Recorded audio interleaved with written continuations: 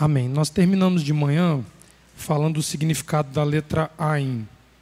A letra Ain é a letra que transita entre o significado de ver ou aparecer, do fator Adonai, aparecer para o homem, e também a raiz de origem da palavra pastor, né? Ra, pastorear.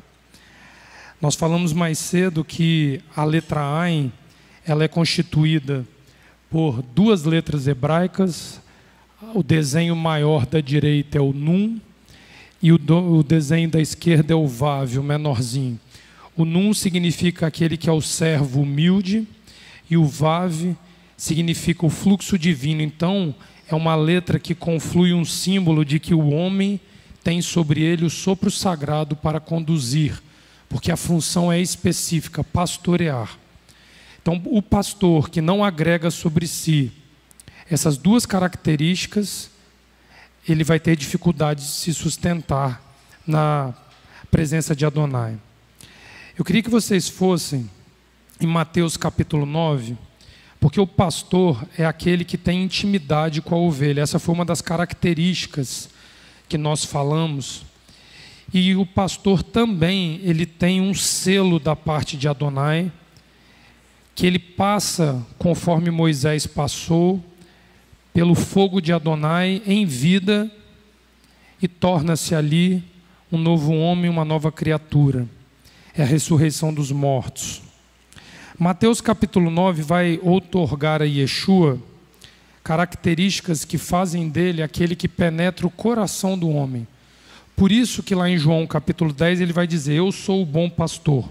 Por que que ele é o bom pastor? Porque ele é o indivíduo que consegue penetrar as suas ovelhas sem mesmo que as ovelhas se exponham. Então em Mateus capítulo 9 versículo 1 diz assim: e entrando num barco, passou para o outro lado e chegou à sua cidade. E eis que lhe trouxeram um paralítico deitado numa cama. E Yeshua, vendo a fé deles, disse ao paralítico: filho, tem bom ânimo, perdoado te são os teus pecados. E eis que alguns dos escribas diziam entre si: ele blasfema.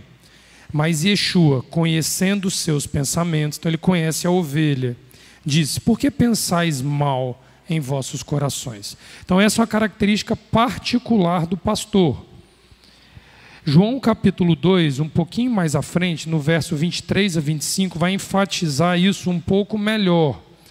Porque aqui o texto vai traduzir a essência daquilo que há dentro do homem que ainda não passou por esse processo que Yeshua vem ensinando, fundamentado na Torá.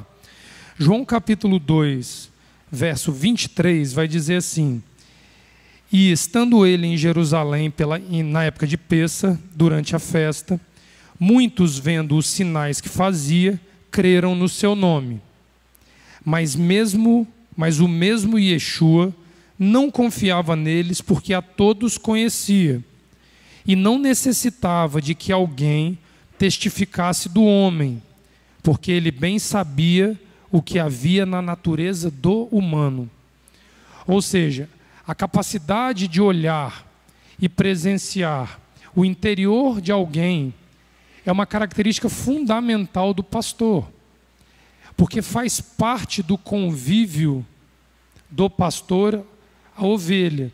Então, pastor que pastoreia pela internet só, fazendo palestras, lives, cursos, ele não tem capacidade de entender e conhecer a ovelha na intimidade. Ele não vai à casa da ovelha tomar um café para saber como a ovelha se porta dentro de casa. Ele não conhece os problemas conjugais da ovelha. Ele não conhece a intimidade da ovelha. E Yeshua que penetrava o pensamento. Essa era a profundidade que fazia dele o maior exemplo de um pastor dentro daquilo que a Torá ela extrai na característica do pastor. As relações, isso daqui é um comentário de um rabino da Torá que diz uma coisa muito interessante. Olha o que ele fala. As relações de Moshe com o seu povo serão aquelas de um pastor com o seu rebanho. Aqui são os rabinos ortodoxos da casa de Israel. As relações de Moshe com o seu povo se caracterizam por aquelas de um pastor com o seu rebanho. Isso significa que a casa de Israel tem plena consciência de que aquele que conduz o rebanho, ele precisa conhecer o rebanho. Esse é um ponto. O Midrash, na sua seção Rabá, capítulo 2, verso 2, ensina que ele, Moisés, foi colocado à prova por meio dos carneiros. Havia uma integridade em Moisés, vista por Adonai ainda naquele Moisés velho que matou o homem no Egito. Adonai vê sua integridade, mesmo ainda não aperfeiçoada por Adonai, e ele quer saber e tornar pública se essa integridade seria transformada num pastoreio. Porque o fato dele conhecer e ter um coração apto a receber Torá não quer dizer que ele será apto a ser um pastor. Então aqui o texto do comentarista não basta, é um pré-requisito, mas não basta. O Midrash, segundo esse escritor, ensina que ele foi colocado à prova para que ele entendesse que ele seria ou não este homem visitado por Adonai, quando ele é colocado em meio ao rebanho, ali físico dos carneiros. Quando ele pastoreava o rebanho de Jetro, diz o Midrash, um pequeno cordeiro foge e Moshe corre atrás dele e vê que ele para num lugar sombreado para beber água. Moshe o coloca nos ombros para levá-lo de volta. Então Adonai lhe diz: por que te apiedastes de um cordeiro do rebanho que pastoreias? Tu pastorearás o meu rebanho de Israel. Ele faz assim alusão ao verdadeiro pastor de Israel, Adonai, o pastor de Israel. Quando o Midrash aponta essa característica de Moisés, de se arriscar por causa de uma ovelha, ele cumpre a característica que Yeshua lá na frente vai dizer, que o bom pastor, ele dá sua vida pela ovelha. É no momento de resgate dessa ovelha que ele tem o encontro na sarça. Porque essa ovelha caminha e é ela que desvia o rebanho para o Horebe. E é lá, além do deserto, que Adonai se manifesta a ele. Por causa de uma ovelha perdida, e ele vê na compaixão de Moisés por uma ovelha. Os comentaristas da Torá afirmam que indivíduos íntegros e tementes a Elohim são provados por ele no aspecto do cuidado e zelo com as pessoas para expor a forma como isso é feito.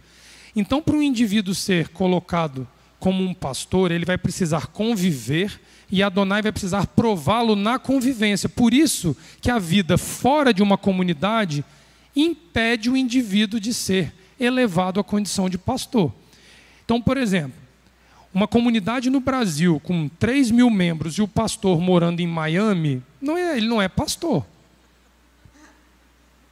Eu não sei se isso existe, mas eu sei, pastora Sandra, eu sei, pastor. Eu sei, pastora Sandra. Valores intelectuais elevados por meio do aprendizado da Torá não garantem que todo este tesouro se torne acessível aos demais. Papel que particulariza a vida de um pastor. Então, se o sujeito é um rabino e ele tem o tesouro da Torá na forma intelectual para si, e ele não converte isso num pastoreio, ele cuida de agregar conhecimento e intelectualidade e torna isso uma filosofia para ele e para os que o seguem, ele não é pastor. E o próprio rabino do comentário aqui, do Midrash, diz que a relação, isso é uma coisa definida entre os rabinos de Israel. A relação entre Moisés e o povo de Israel é entre um pastor e o seu rebanho. Se os rabinos não vão ao rebanho, eles não agregam o caráter mosaico de pastoreio. Aí está o conflito. Cria um vácuo. Você tem seguidor, mas você não tem ovelha. Existe uma diferença. Porque a ovelha, ela vai te dar trabalho no seu âmbito pessoal. O seguidor, Ulisses, você bloqueia. Ou você aperta o botãozinho lá e bloqueia o indivíduo. Acabou o problema. Segundo eles, olha o que esses comentaristas da Torá falam.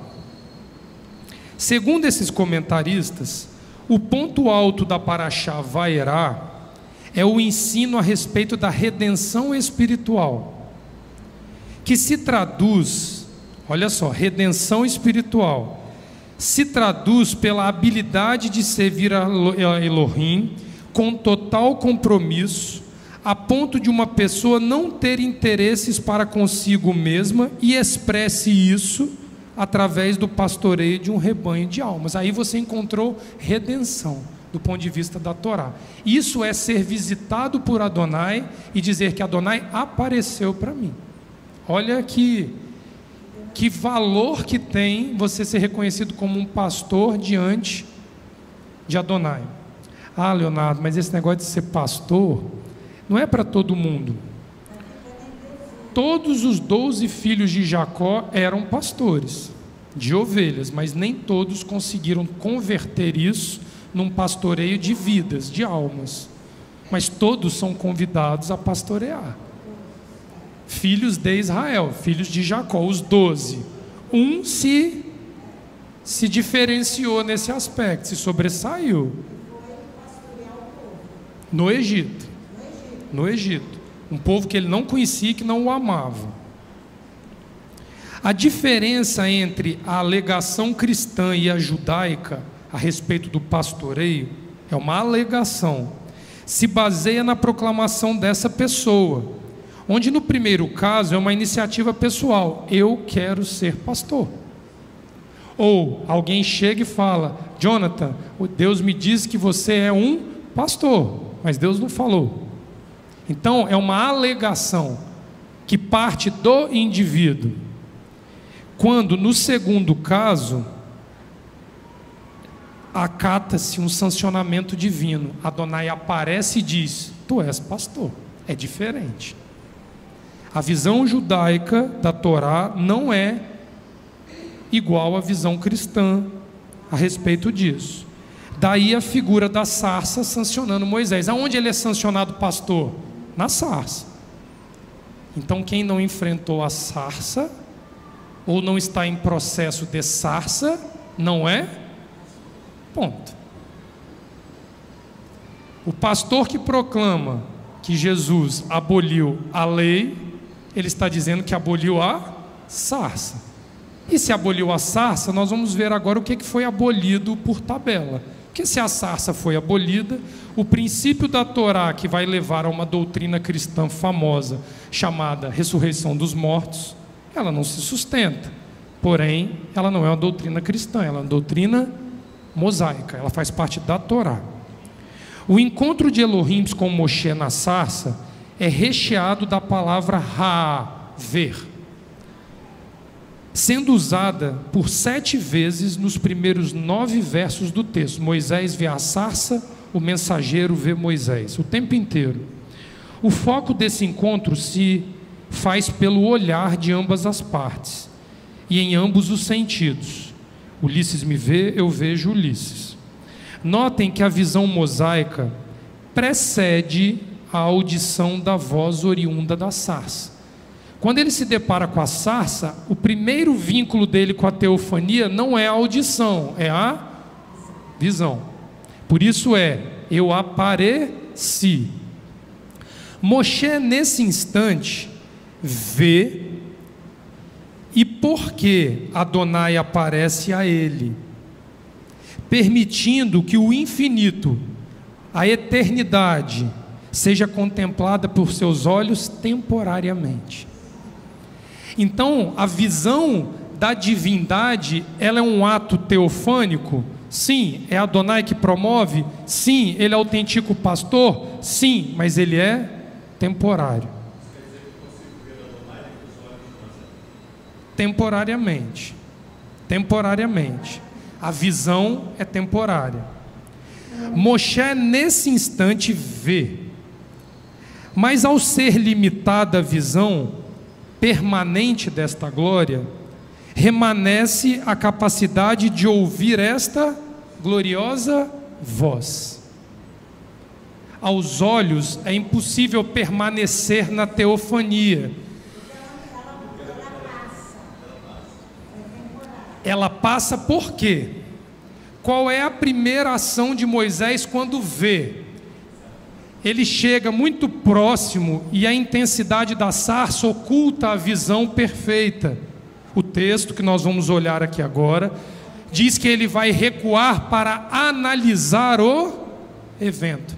Aí vem a segunda teofania, Moshe, Moshe, 2 vezes. E a resposta dele, Hineni, eis-me aqui. E a partir de então, o foco do texto muda entre a visão e a audição. Aqui nasce o princípio de se tapar os olhos e orar. Shema Israel. Eu não preciso permanecer na teofania, basta eu ouvir. Moisés permaneceu ouvindo. Isso era permanente na vida de Moisés. As teofanias eram temporárias. O rio virou sangue por um tempo, porque você via. As moscas por um tempo, as rãs por um tempo, mas a voz divina era permanente. Eu virei e falarei convosco. Essa é a promessa. Por isso que o salmista, no Salmo 81, ele diz assim: mas se meu povo não quis ouvir a minha voz. Isso. Aí eu não quis. E é por isso que nós temos o hábito de tocar o shofar diante de todos os momentos que separamos para estar com Elohim, que segundo a exegese hebraica é o som mais aproximado produzido pela voz divina. Então, tanto o Shema como o shofar são exercícios de uma necessidade auditiva que predomina sobre a visual. Essa é uma característica que o pastor assimila com rapidez. O pastor ele não anda pelos olhos, ele anda pelo ouvir, porque a fé vem pelo ouvir e ouvir a palavra. Da onde que o Segundo Testamento ensina isso? Baseado na desnecessidade de viver vendo, mas permanecer.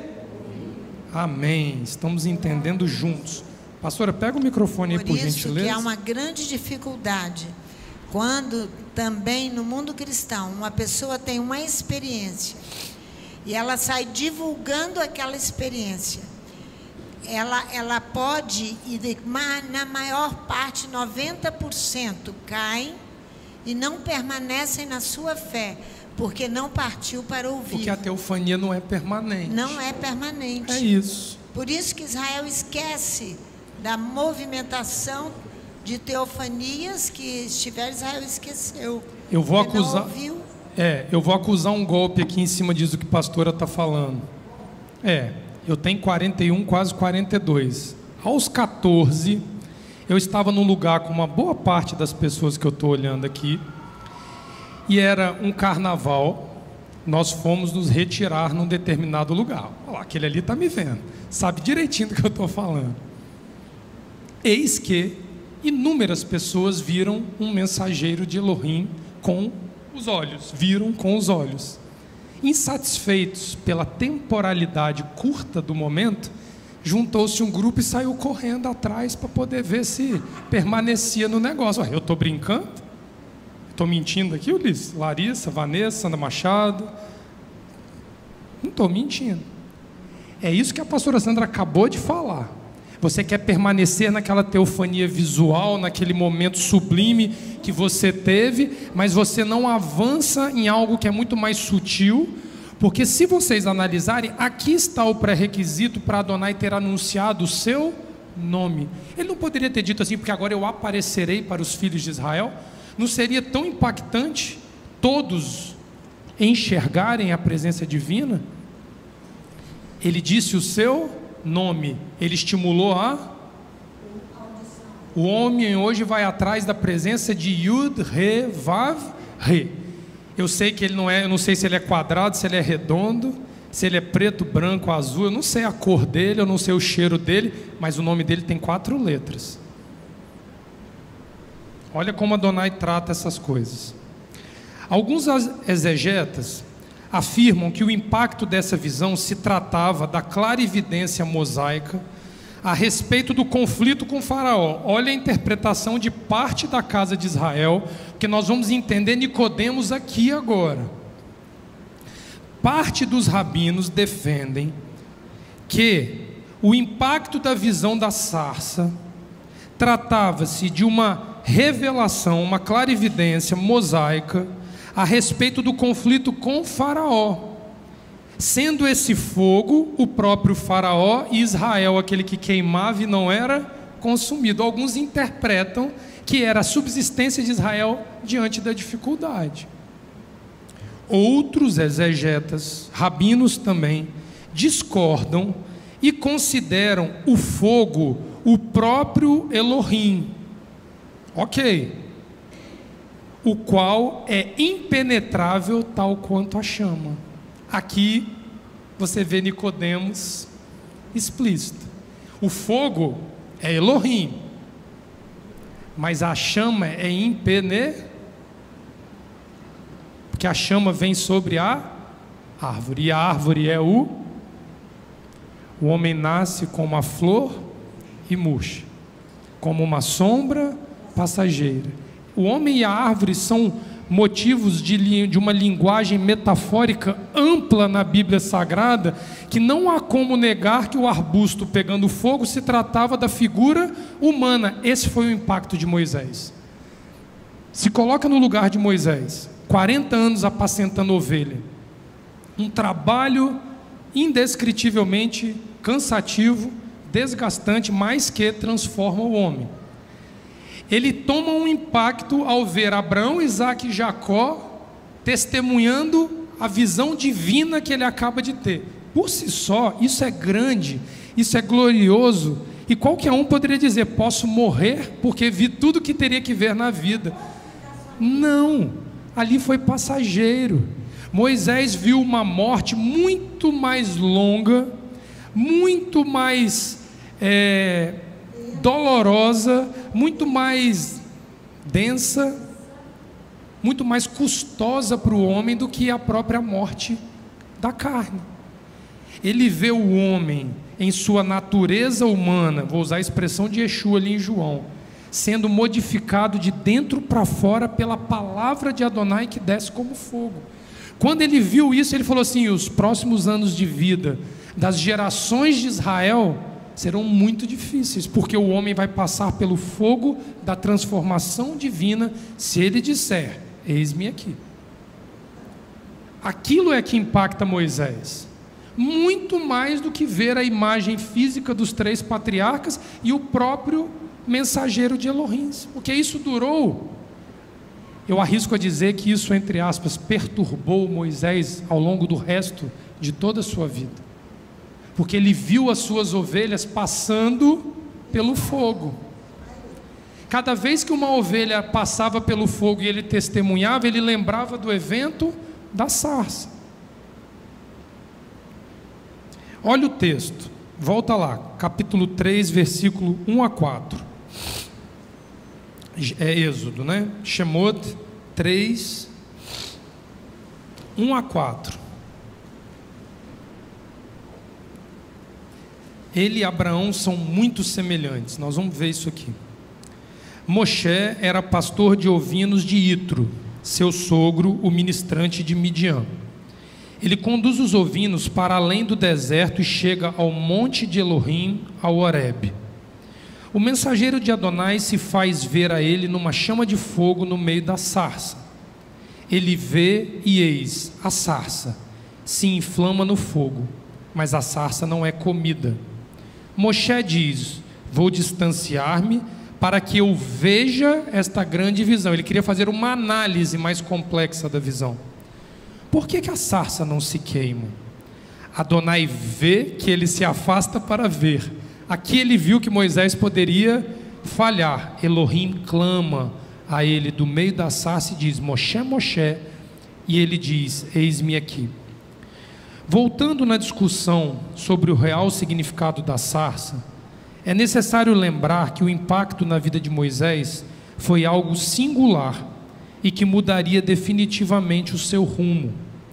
Notem que nesse momento a voz emanada da sarça clama por um nome hebreu, Moshe, Moshe, diferenciando o seu nome habitual de batismo, que era egípcio, Mosi.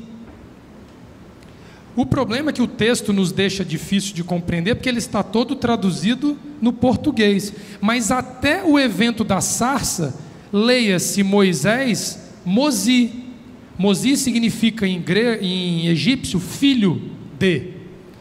Por exemplo, o nome da divindade egípcia do faraó Ramsés é Ra-Mossis, filho do deus Ra. E Moisés, Mozi, era filho de quem? De ninguém. Ele vem das águas, ele ganha o nome de filho de Mozi. A irmã de Faraó, que batiza ele ali e dá um nome egípcio a ele, como não sabia o que fazer, dá o nome dele apenas de filho de, aguardando o vínculo dele com alguma divindade para que fosse filho de alguém. Adonai, na sarça, quando vê que aquele Moisés do Egito, o Mozi, desapareceu totalmente ali, clama o nome hebreu Moshe, Moshe. Então a sarça, ela não só apresenta o tetragrama Yud-Re, Vav-Re pela primeira vez, como é a primeira vez que Moshe é clamado pelo seu nome hebreu, mostrando a transformação no interior daquele homem, que agora o exterior conheceria que nasceu um novo homem. Mestre, sei que és rabi em Israel. Como, pois, pode nascer novamente um homem?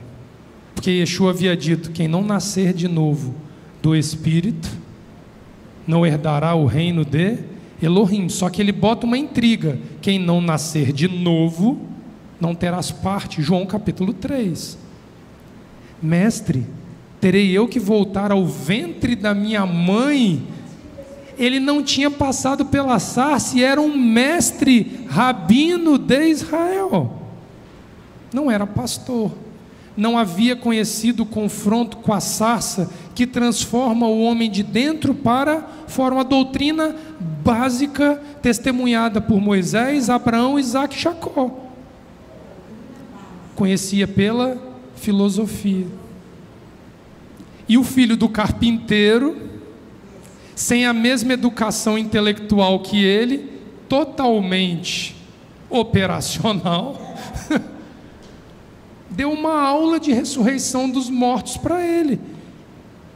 Yeshua é mestre porque ele conhece a excelência da Torá e não se restringe à letra da Torá.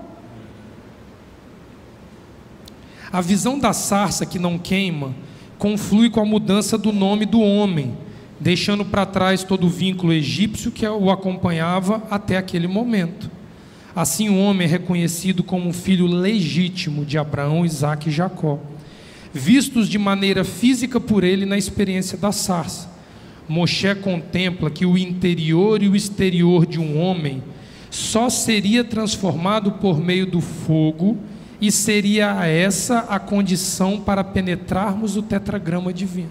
Se não passar pelo fogo, não conhecerás o nome de Adonai. Talvez essa seja a melhor forma de definir o que viríamos a conhecer como a doutrina da ressurreição dos mortos. Moisés, mediante uma teofonia, testemunha duas formas de ressurreição atribuídas à vida humana e que são pré-requisitos para quem decide servir ao Elohim de Israel. Ele vê duas formas de ressurreição dos mortos. A primeira delas é o retorno à vida daqueles que desceram à sepultura. Quem que ele vê na sarça? Abraão, Isaac e Jacó. Ali ele vê os três patriarcas vivos, tal qual Yeshua vê Moshe e Eliarro, Moisés e Elias no Monte da Transfiguração. Essa é a mais conhecida e desejada parte da doutrina de ressurreição dos mortos, classicamente descrita pelo profeta. Se você perguntar em meio ao mundo cristão, ao mundo islâmico e ao mundo judaico, Todos almejam conhecer a ressurreição dos mortos, que a sepultura vai abrir e o homem vai brotar. Ela é parte da doutrina da ressurreição dos mortos. Ezequiel capítulo 37 vai falar que há uma promessa para Israel no vale de ossos secos, onde ele diz: faria esses ossos viverem novamente? O profeta responde: tu o sabes, Adonai. Eu soprarei de novo a vida no seu seio, e ali os ossos se juntam com os ligamentos, que se juntam com a carne, e Adonai sopra a vida de novo. Essa ressurreição dos mortos, para a casa de Israel, judeus e gentios que formam a casa de Israel vão ter direito a penetrar essa ressurreição. Só que ela é uma parte do processo, e a última dele. Só chega nela quem passar pela parte primeira do processo.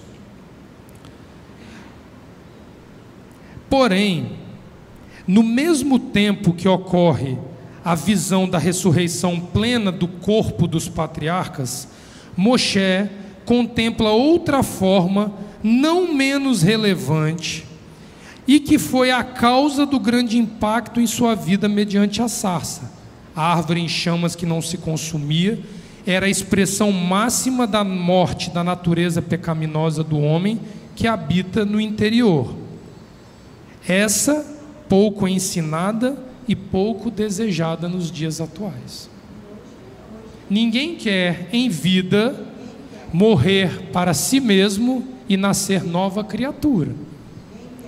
Todos que alegam confessar Jesus como Senhor e Salvador partem do pressuposto que isso lhe outorga a ressurreição dos...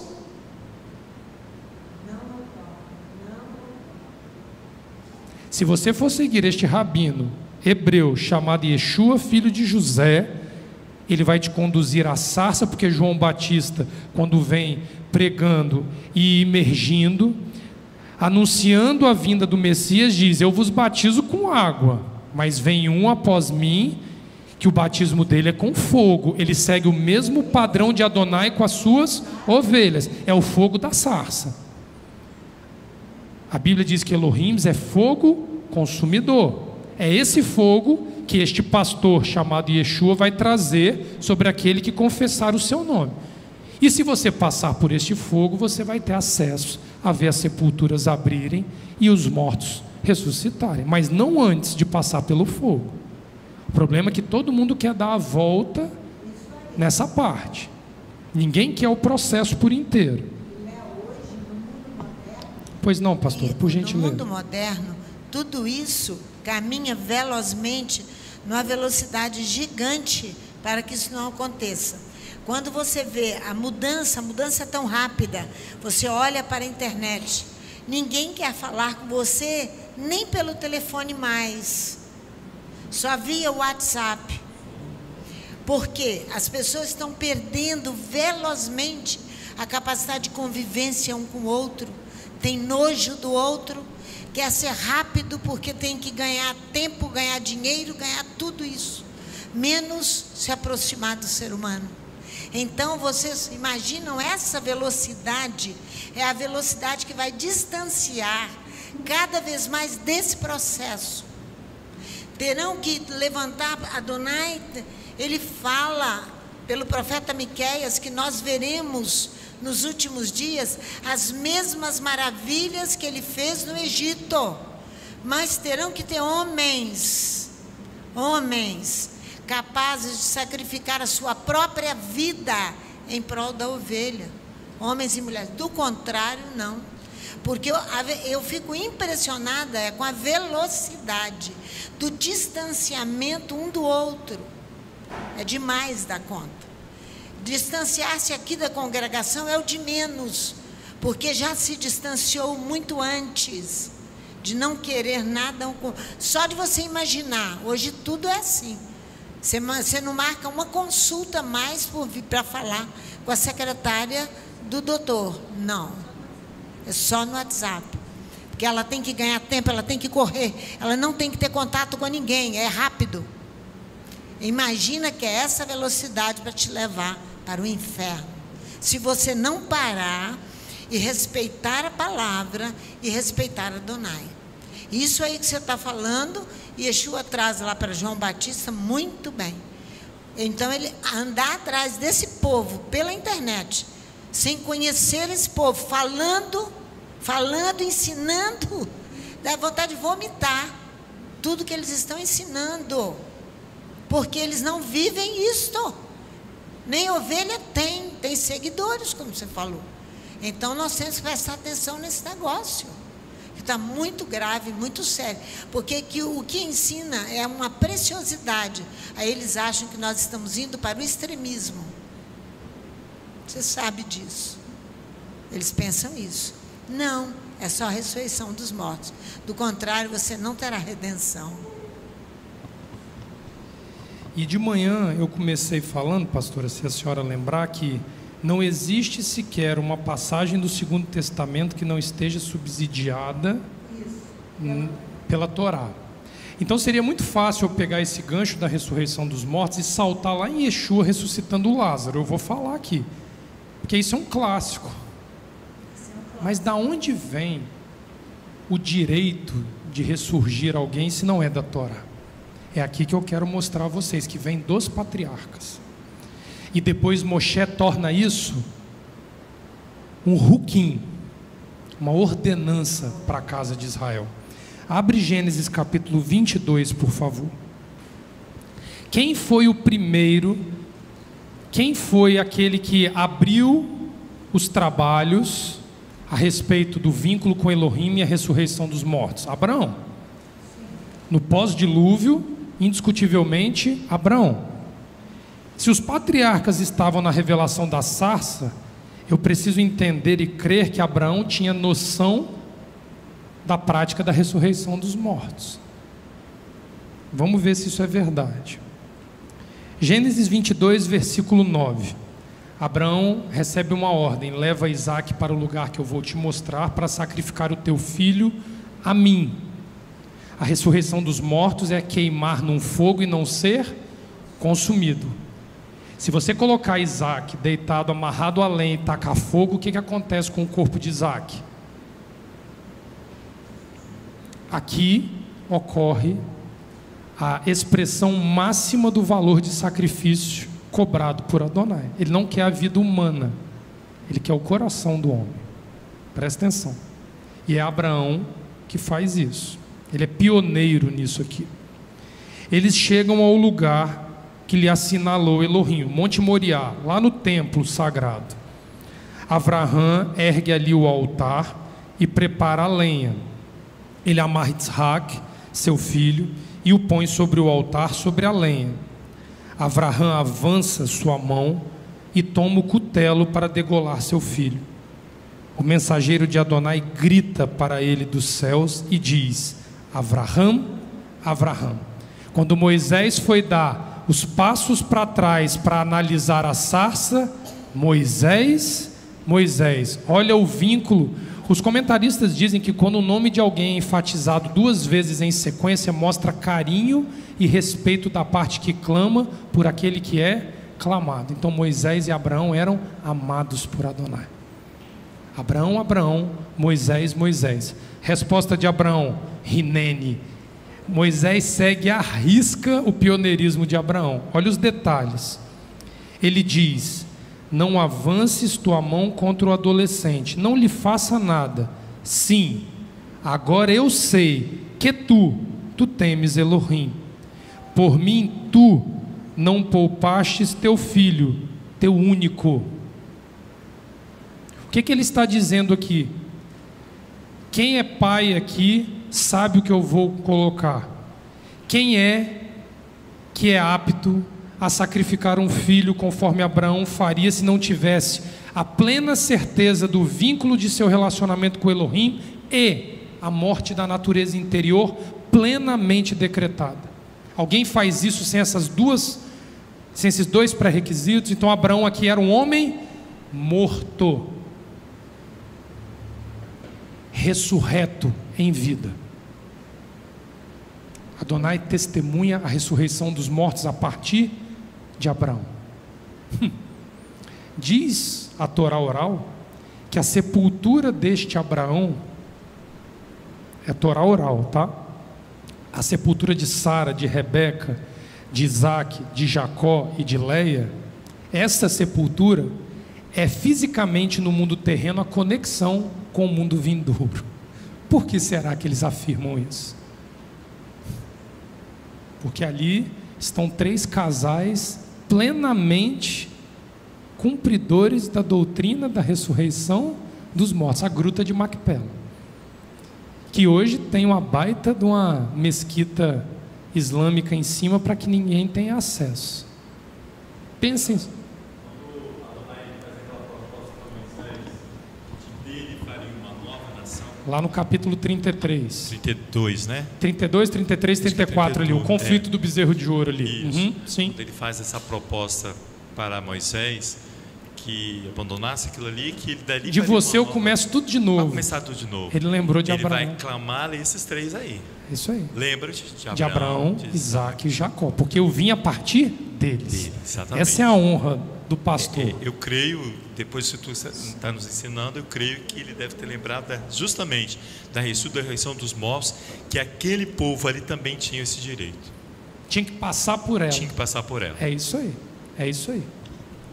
Agora olha que interessante. Abraão conduz seus olhos e vê. E vê. Eis um carneiro. Carneiro no hebraico, Raá, que dá origem a roer, pastor. Ele viu o pastor de Israel. Atrás, preso no arbusto. A sarça queimando, o cordeiro preso no arbusto. É muita semelhança. Abraão vai, pega o carneiro, ele o faz subir em holocausto no lugar de seu filho. Abraão clama o nome deste lugar: Adonai Irê. Adonai verá. Verbo Raá. Parashá vaerá. Adonai aparecerá a minha descendência. Talvez seria uma tradução mais adequada dentro do conceito da ressurreição dos mortos. Adonai verá ou Adonai aparecerá aos meus descendentes. A Moisés ele apareceu. Daí hoje, sobre o monte de Adonai, Adonai será visto, Adonai aparecerá. Olha a força que Moisés extrai do testemunho do pioneiro Abraão para justificar o seu testemunho. Partindo do princípio que a vida física do homem tem um menor valor para Adonai, sabendo que este corpo é fadado a uma morte porque o pecado impera sobre o corpo, o valor da vida ali de um animal e a vida física de Isaac mostra que o problema e o dilema de Adonai não era com a vida física do indivíduo. Moisés, em Números capítulo 28, vai determinar o processo para que Adonai se faça ver na minha e na sua vida. Abre lá, Números 28. Ele segue o rito abrâmico que fez Adonai aparecer para Abraão. Se eu e você cumprirmos em plenitude este rito, qual é a consequência? Adonai aparece para mim e para você. É daqui que nascem os sacrifícios regulares da Torá. Não é invenção, porque a morte física do animal, no altar, que nós vamos ler aqui do verso 3 ao 6, é a representatividade do homem que morre permanentemente no processo de ressurreição dos mortos. Morre de manhã e de tarde, de manhã e de tarde. A cada Shabat, a cada lua nova, Pessa, Shavuot, Sukkot, Rosh Hashanah, Yom Kippur, mortes com datas, horários determinados. Eu morro de manhã, eu morro à noite. Eu morro no Shabat, morro na lua nova. Morro em Pessa, morro nas festas. E renasço um novo homem e uma nova mulher. Se eu me aprofundar no valor que isso tem e não fazê-lo pela mera tradição. Olha o que o texto diz. Diz-lhes: eis o fogo que apresentareis a Adonai. Fogo. Por que morre no fogo? Porque a sarça queima o homem no fogo.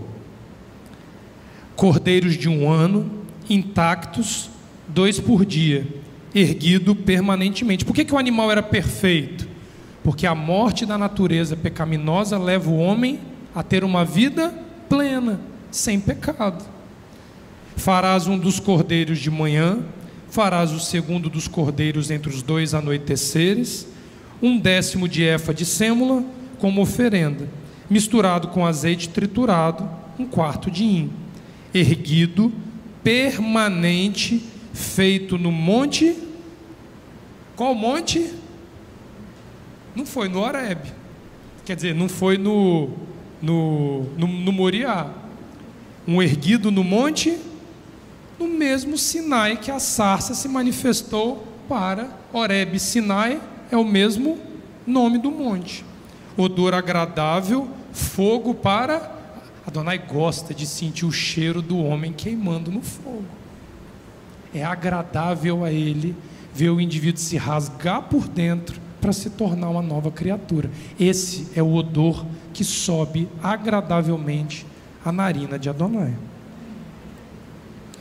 Aí, se vocês quiserem ler depois o profeta Ezequiel no capítulo 37, com a questão dos ossos secos, vocês vão ver em detalhes a descrição de uma constituição anatômica de um corpo que morreu e foi reconstituído. João no capítulo 2, abre lá para a gente.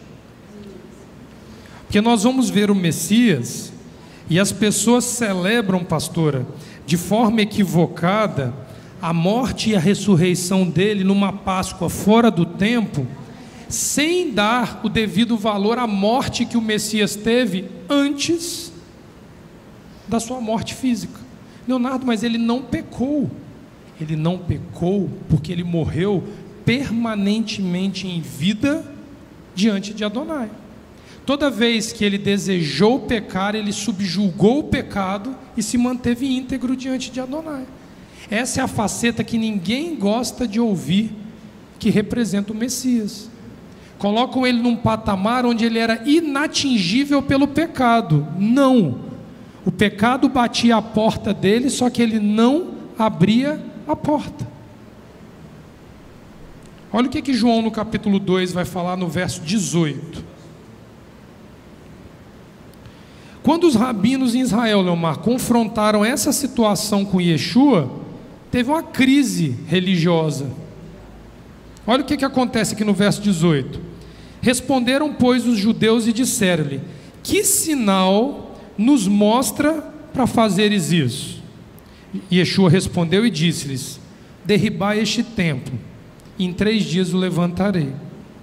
Disseram, pois, os judeus: em 46 anos foi edificado este templo, e tu o levantarás em 3 dias?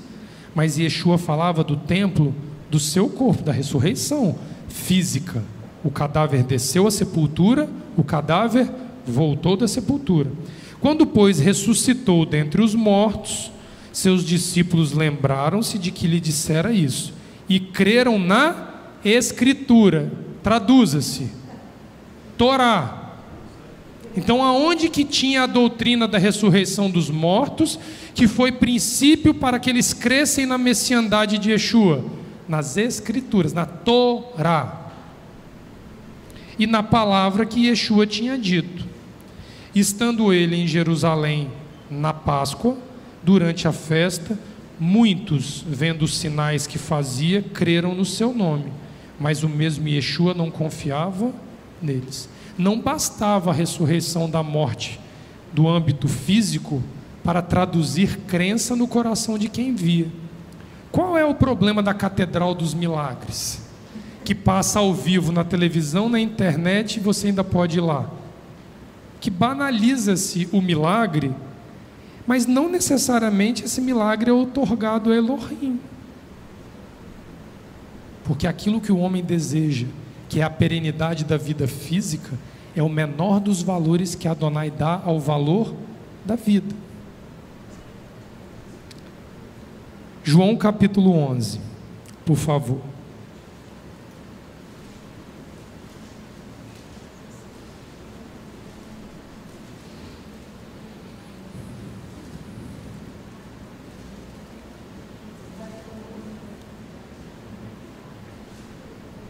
Eu estou mostrando o caráter da ressurreição no âmbito físico promovido por Yeshua.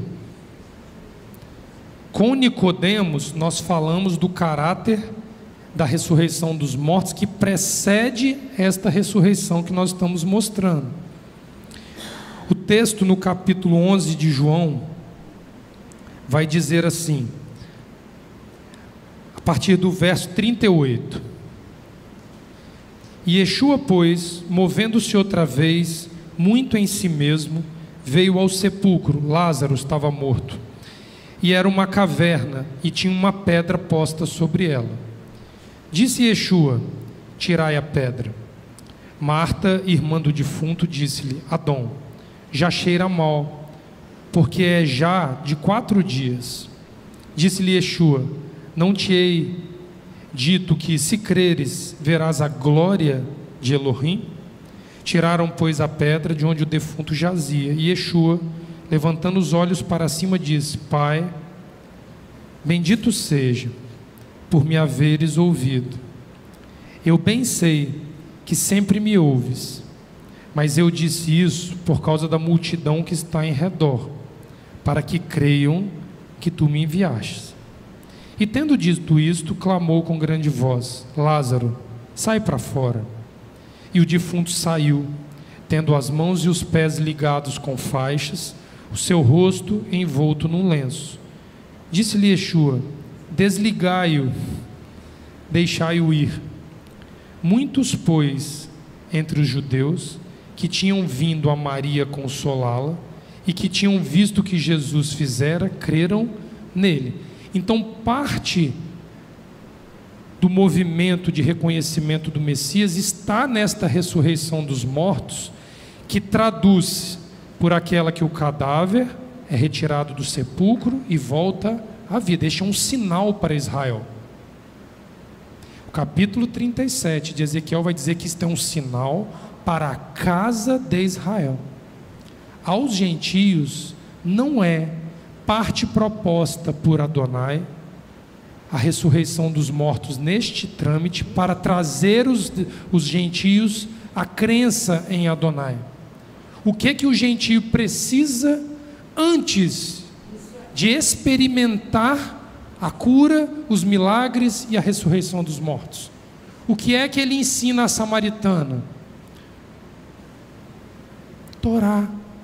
As nações não têm Torá. O mundo cristão não tem Torá. O Islã não tem Torá. O judaísmo, na sua essência ideológica, não tem Torá. Mas agora eu queria que vocês abrissem João capítulo 12. Porque João 12 é a continuidade do evento da ressurreição de Lázaro. A coisa não terminou, pastora, no discurso de Yeshua, com o fato de Lázaro ter levantado da sepultura e vivido. Olha o que o texto diz. Verso 17. A multidão, pois, que estava com Yeshua quando Lázaro foi chamado da sepultura, então eram as mesmas testemunhas da ressurreição de Lázaro, testificavam que ele o ressuscitara dentre os mortos. Ninguém negou. Por isso, uma multidão lhe sai ao encontro, porque tinham ouvido que ele fizera este sinal. Ou seja, correu entre as multidões que o Messias surgiu, porque a ressurreição foi testificada. Disseram, pois, os fariseus entre si: vedes que nada aproveitais? Eis que toda a gente vai após ele. Olha o risco de conhecerem a ressurreição dos mortos e abandonarem a ideologia. Ora, havia alguns gentios gregos entre os que tinham subido para adorar na festa de Pêssar. Estes, pois, dirigiram-se a Filipe, que era de Betsaida da Galiléia. Filipe tinha contato com os gentios mais do que o povo que estava em Jerusalém, porque a Galiléia era uma região que tramitavam muitos gentios no norte de Israel, o que em Jerusalém não era tão comum, mas a fama de Yeshua já tinha chegado aos gentios, e eles estavam vindo cumprir Pessa em Jerusalém. Adão, queríamos ver a Yeshua. Filipe foi dizê-lo a André, e então André e Filipe o disseram a Yeshua. E Yeshua lhes respondeu dizendo: por que eles foram atrás de Yeshua? Por causa do movimento de ressurreição dos mortos. E Yeshua lhes respondeu dizendo: é chegada a hora em que o Filho do Homem há de ser glorificado. Na verdade, vos digo que, se o grão de trigo caindo na terra não morrer, fica ele só, mas se morrer, dá muito fruto. Essa é uma atribuição ambígua da parte do Messias. Primeiro reafirmando que, se eu no meu interior não morrer e nascer de novo, eu não darei fruto. E também não conhecerei aquele que desce à sepultura e dali ele ressurge. É ambivalente o sentido dessa metáfora messiânica. Porque muita gente atribui a esta metáfora o fato de que Yeshua desceria à sepultura e retornaria dos mortos, mas ele está falando que uma semente, a palavra de Adonai que foi plantada aqui dentro, se o que este terreno recebe não envolver a doutrina da ressurreição dos mortos em vida, ele não alcançará a doutrina da ressurreição dos mortos, digamos, pós-mortem propriamente dito. Quem ama a sua vida, perdê-la-á. São os prazeres da vida. Ele não está falando necessariamente que vai perder a vida no âmbito da morte física. E quem neste mundo odeia a sua vida, guardá-la-á para a vida eterna. Se alguém me serve, siga-me. E onde eu estiver, ali estará também o meu servo. E se alguém me servir, meu Pai o honrará. Então Yeshua defende a ressurreição dos mortos de forma plena. 1 Coríntios capítulo 15 é baseado nesta base messiânica, obrigado Leomar, onde ele fundamenta o ensino. E Yeshua fundamenta o ensino aonde?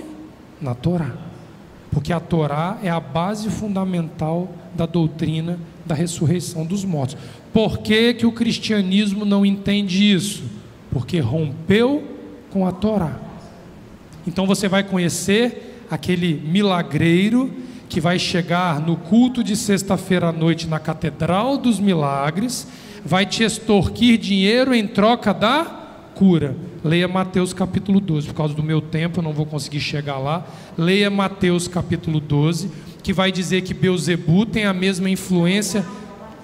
Dá tempo de ir lá? Então vamos lá em Mateus capítulo 12. Está nas nossas orações regulares. Eu prometi, tá bom Ulisses, obrigado, agradeço, eu prometi, eu cumpri. Vamos lá então. Não estou aqui para brigar. Estamos aprendendo juntos. Mateus capítulo 12, do verso 22 ao 32, é o texto que foi adicionado essa semana, um dos, para nós mudarmos as orações. Trouxeram-lhe então um endemoniado, cego e mudo, e ele o curou de tal forma que o cego e mudo falava e via. Foi uma teofania. Havia um espírito, possuía a vida de uma pessoa, e Yeshua atuou nessa questão. Olha a Catedral dos Milagres, lembra a relação do que nós estamos falando. Yeshua é o bom pastor, cuidado com o pastor mercenário. E toda a multidão se admirava e dizia: não é este o filho de Davi, o Messias, filho da promessa?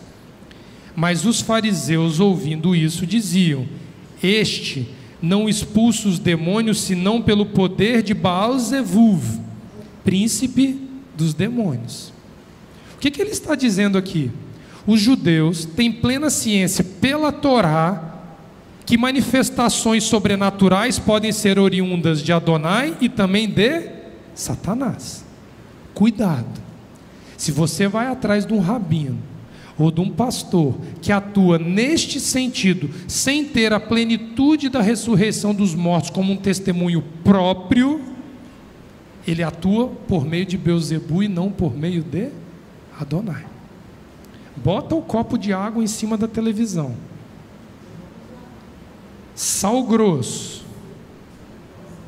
E sei lá o que mais que tem aí. Mesmo em nome de Deus, de Jesus e de sei lá mais quem, o benefício que o indivíduo acha que recebeu é uma promissória assinada que vai ser cobrada por Satanás. Preste atenção. No âmbito ideológico do rabinato, no âmbito ideológico dos pastores e no âmbito sobrenatural dos pastores e dos rabinos. Mas os rabinos também, muito. Os que se perderam na Cabalá e nas questões místicas da Torá vão te conduzir tão mal para essas questões, tanto quanto esses pastores, os padres exorcistas que tem aí por fora. Todos falam em nome do Deus de Israel, do Deus único. Mas na verdade quem atua sobre eles é quem? O príncipe dos Beelzebu. E Yeshua, porém, aqui o pastor, conhecendo os pensamentos, disse-lhes: todo reino dividido contra si mesmo acabará em ruína, e toda cidade ou casa dividida contra si mesma não subsistirá. E se Satanás expulsa Satanás, o que estão fazendo na Catedral dos Milagres é um demônio expulsando outro, está dividido contra si mesmo. Como, pois, subsiste este reino dos milagres? Se eu expulso os demônios pelo poder de Baal-Zevuv, por quem os expulsam então os vossos filhos? Portanto, eles mesmos serão os vossos juízes. Mas, se eu expulso os demônios pelo sopro sagrado, certamente é chegado a vós o reino de Elohim. Porque aí vocês vão ter ciência do que é a ressurreição dos mortos. Ou, como pode alguém entrar na casa do valente e roubar seus bens, se primeiro não amarrá-lo, saqueando então a sua casa? Quem não é por mim é contra mim, e quem comigo não ajunta, aquele cria dois partidos, os prós e os contra. Portanto, eu vos digo, todo pecado e blasfêmia se perdoará aos homens, mas a blasfêmia contra o sopro não será perdoada. Se alguém disser alguma palavra contra o Filho do Homem, isso lhe será perdoado. Mas se alguém falar contra o sopro sagrado, isso não lhe será perdoado, nem neste mundo, nem no mundo vindouro, no Olam Rabá, no mundo da eternidade. O que é que foi que se manifestou de forma permanente a Moisés na sarça? O sopro sagrado. A voz de Adonai na sarça clamando: Leonardo, Leonardo, Ulisses, Ulisses, Jonathan, Jonathan, é a voz do sopro sagrado. Pecar contra esta voz, segundo o Messias, é o único pecado que não é passível de absolvição. Porque você peca contra o reino vindouro de Elohim, que só fará parte aquele que passar pelo processo pleno da ressurreição dos mortos. Agora eu completei. Shabbat Shalom, que o Eterno nos abençoe, que o Eterno nos dê um final de Shabbat em paz.